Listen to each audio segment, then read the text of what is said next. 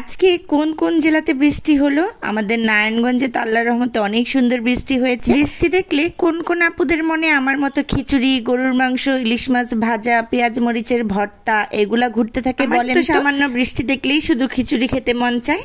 তো hello everyone, আসসালামু আলাইকুম, welcome back to my new video. কেমন আছেন সবাই? আলহামদুলিল্লাহ আমি তো একদম ঝকঝকে তকতকে আছি, মানে একদম ভালো আছি। আশা করছি আপনারাও ভালো আছেন। যেহেতু অনেক বৃষ্টি হচ্ছে তো আমি একটু চাল ডাল দিয়ে খিচুড়ি রান্না করতে নিয়েছি।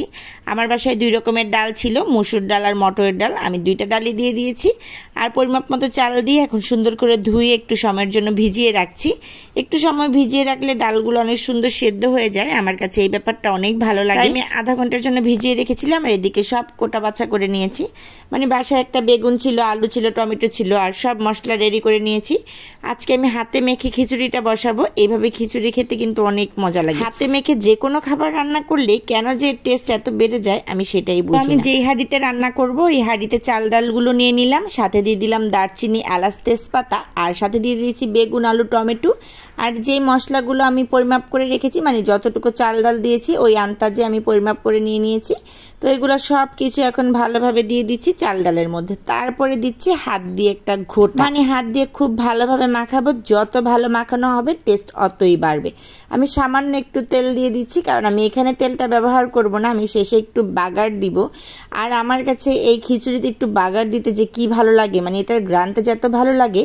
তো এইভাবে আমি পানি দিয়ে ঢাকনা দিয়ে বসিয়ে দিলাম খিচুড়ি। হাতে মেখে খিচুড়ি রান্না করতে অনেক বেশি একটা সময় লাগে না। তো আমার তো দেখতেই পাচ্ছেন একদম হাঁড়িটা ভরে যাচ্ছে, মানে চাল ডাল বেড়ে একদম কি একটা অবস্থা। না আমার হাঁড়িটা চেঞ্জ করতে হয়েছিল, কারণ এই হাঁড়ি দিয়ে শুধু চুলার উপর পড়ছিল। আর এই তো দেখতেই পাচ্ছেন হাঁড়ি চেঞ্জ করার পর কতগুলো হয়েছে।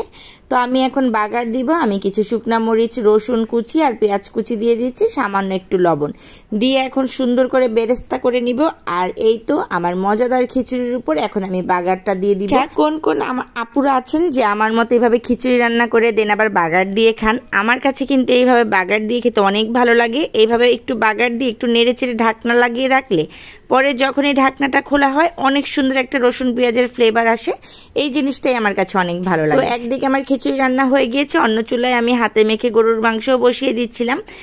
গরুর মাংসটাও কষানো হয়ে যাচ্ছে, মানে একদম কষিয়ে নিচ্ছি। ভালোভাবে কষানোতেই আমি গরুর মাংসটা সেদ্ধ করে ফেলি, যাতে অল্প পরিমাণ পানি দিলেই গরুর মাংসটা রান্না হয়ে যায়। ছোটবেলায় বৃষ্টি দেখলেই মনে মনে চিন্তা করতাম আজকে টিচার আসবে না বা আজকে পড়তে যেতে হবে না, স্কুল যেতে হবে না। আর এখন বৃষ্টি দেখলেই চিন্তা করি আজকে কি খাবো, কি রান্না করব, কি করতে হবে, কি করতে পারবে। এইগুলা জীবনের এই পরিবর্তনটাই মনে হয় ম্যাচুরিটি। মানে ম্যাচুরিটি আসলে আমরা আমাদের আগে পরিবারের চিন্তাটাই করি। তো যাই হোক, আজকে বৃষ্টির দিনে তো আমরা এইসব আয়োজনই করেছিলাম। তো আমার রান্নাগুলো কেমন হলো অবশ্যই একটা কমেন্টস করে জানাবেন। আজকের ভিডিওটা এখানে শেষ করে দিচ্ছি। ভিডিওটি ভালো লেগে থাকলে অবশ্যই একটা লাইক, ফলো, শেয়ার করতে ভুলবেন না। আল্লাহ হাফেজ।